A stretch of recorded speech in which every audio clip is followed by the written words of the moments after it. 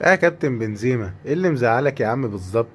عرفنا بس ايه اللي مزعلك ومحدش هيتأخر يعني. النهارده ما شاء الله عرضيه يا جماعه، راح ناطط جايب جون في نفسه. بس هو على رأي مقولة كابتن محمود ابو الركب: كرة القدم دائما ما تعطي لأمك فرصة للانتقام والعودة. عرضية برضو راح طالع بدماغه واداها اسيست لحمد الله. وبعيدا عن ان مرموش لما حلق تحس انه صغر 10 سنين، بس هو للاسف طلع النهارده من الدوري الاوروبي ومش مكمل معانا. اتمنى ربنا يوفقه في الدوري ويروح الدوري الانجليزي ولا حاجة، بحيث ياخد فرصة اكبر. اخر حاجة يا جماعة، ميلان النهاردة صعد في الدوري الاوروبي للدور اللي بعده. بس رافائيل لياو ما شاء الله مكفر اللعيبة اللي بتلعب معاه في الملعب.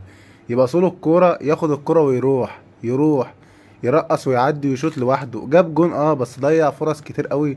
وبشوف اللعيبة حواليه اللي هو بيتزعق، اللي هو يا عم ما تباصي، حرام عليك. على قد ما هو لعيب